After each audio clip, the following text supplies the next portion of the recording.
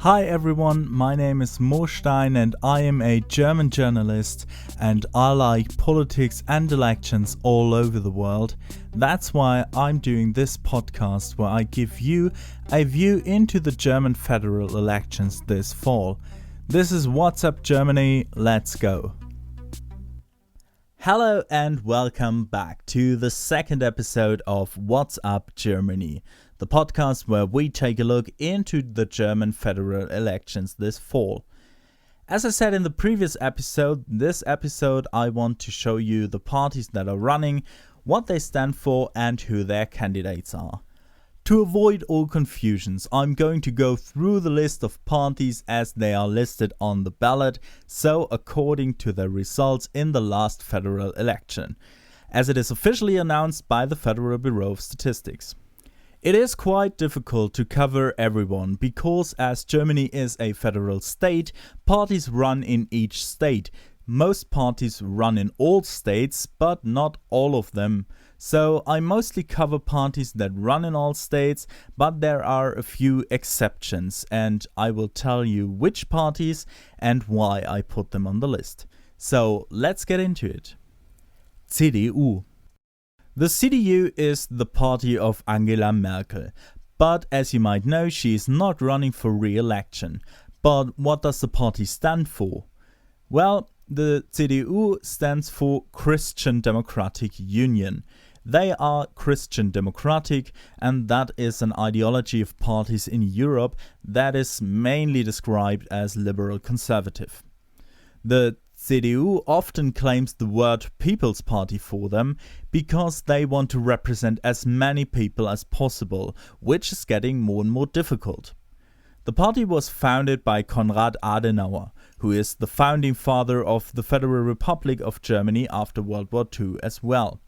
The party used to get almost 50% up until the 1990s. Since then they have massively lost voters. The party won almost every federal elections and 5 out of 8 chancellors of the Federal Republic were CDU members, with Helmut Kohl as the longest serving chancellor in history. Angela Merkel had a rather left-leaning course within the party, which made her unpopular in some parts of it, with conservatives in the party complaining that she was too close to the Social Democrats. That's why she stepped down as leader of the CDU 2 years ago. The CDU candidate for the chancellorship is Armin Laschet, the Prime Minister of the state of North Rhine-Westphalia and new leader of the CDU. He was voted leader of the party against the right-wing conservative Friedrich Merz, who didn't vote on a Bundestagsvoting in the 90s that made rape in marriage illegal. Yet Merz is in Laschet's campaign team and is likely to become the new Minister of Economics if Laschet is elected as Chancellor. But what does Laschet stand for? He called out the decade of modernization, where he wants to make Germany more digital, as Germany is one of the worst countries in Europe when it comes to digitalization.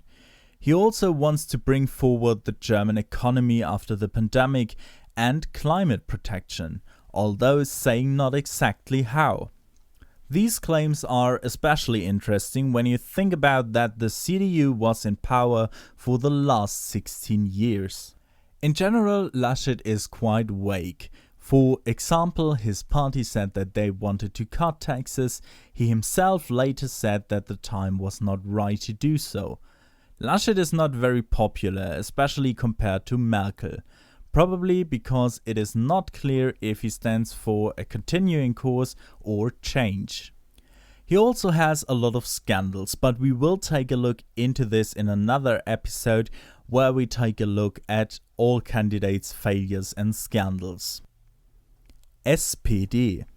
The biggest parties in counts of members is the Social Democratic SPD, which stands for Social Democratic Party of Germany. It is also the oldest party of Germany with more than 150 years of history and the fight against Hitler's Germany. They try to represent the working class and stand for social equality. The SPD were the only party to ever come first of the CDU in a federal election. This only happened 2 times, yet they were the party of the 3 other chancellors of the past.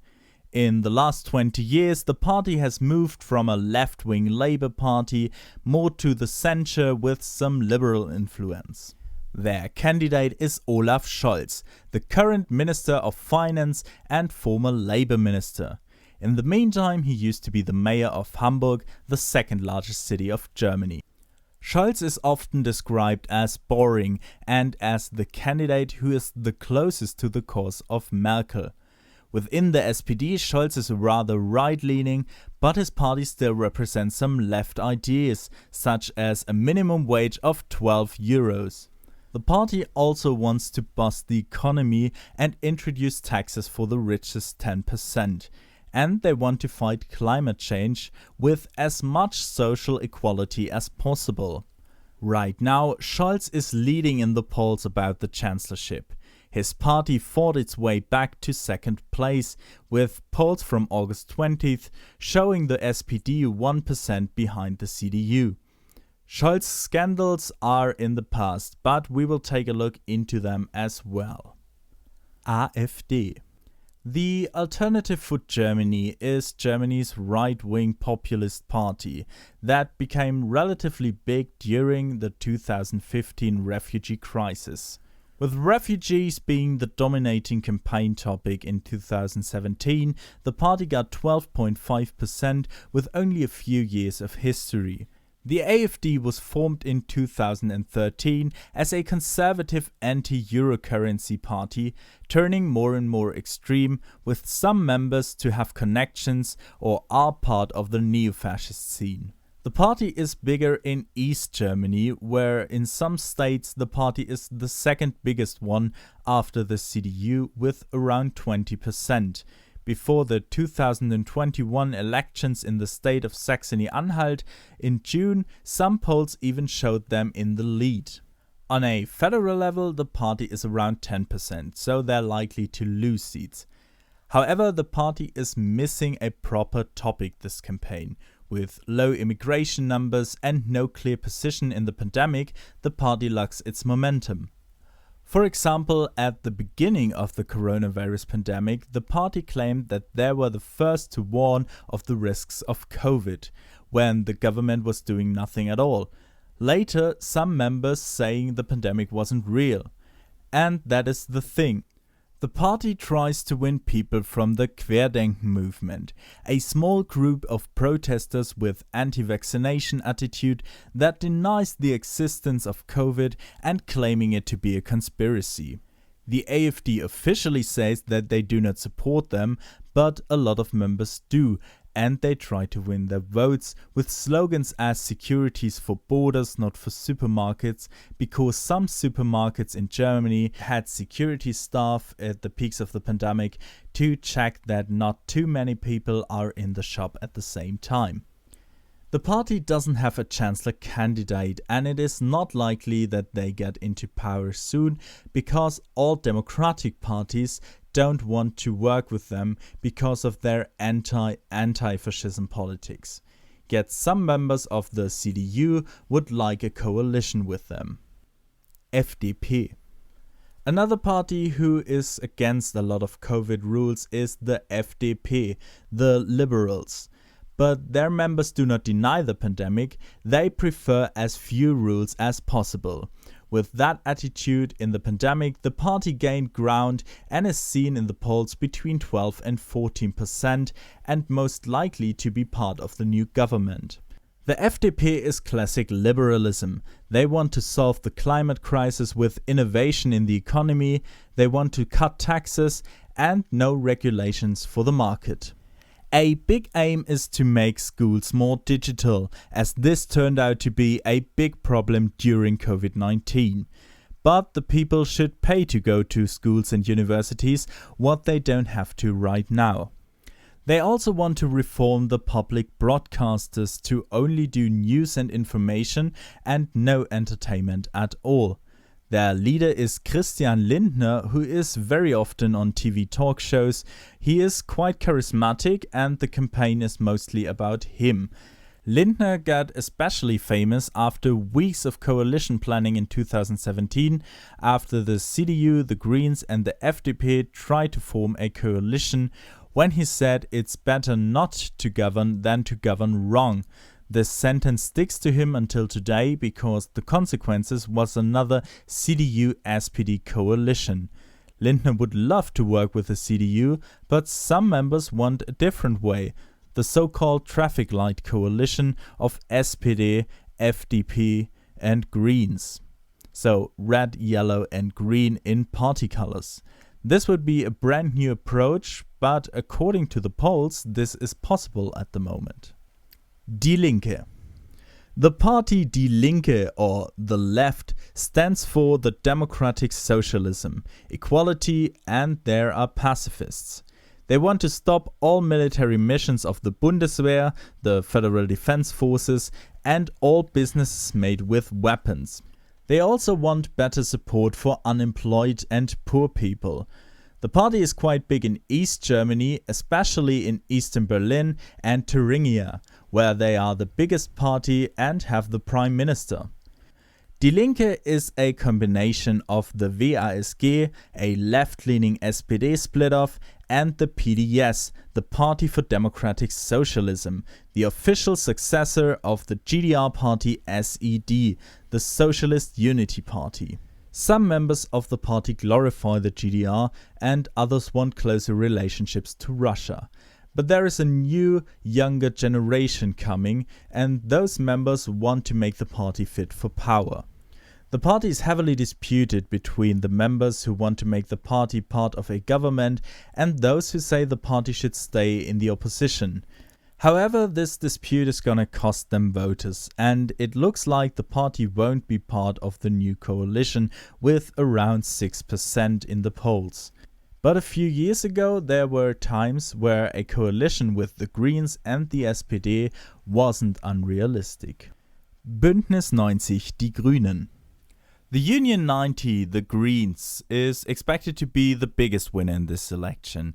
With between 17 and 21% in the polls, the party can double its last turnout, and for the first time in history, the party nominated a candidate for the chancellorship after being in second place in the polls for the last year.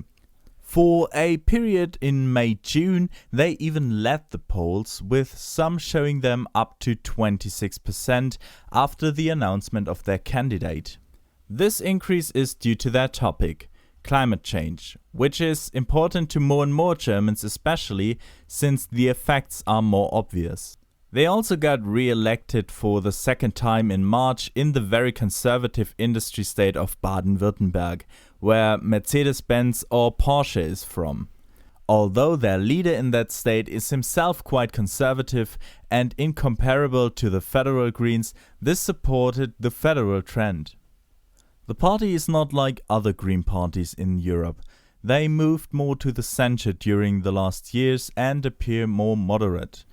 They do want to prevent the climate catastrophe, but with a rather social liberal approach. For example, from 2030 on, the party wants to register electric cars only, but only at first-time registrations. The party also wants to bring forward renewable energies and make the rail network better, to make flights within Germany unnecessary. But the Greens are also being criticized, for example that their ideas support inequality. Because they want to raise taxes for gas, but that would hit people with a lower income much harder. They also want to boost the economy and introduce the social ecological economy, where companies that work with low carbon emissions get rewarded.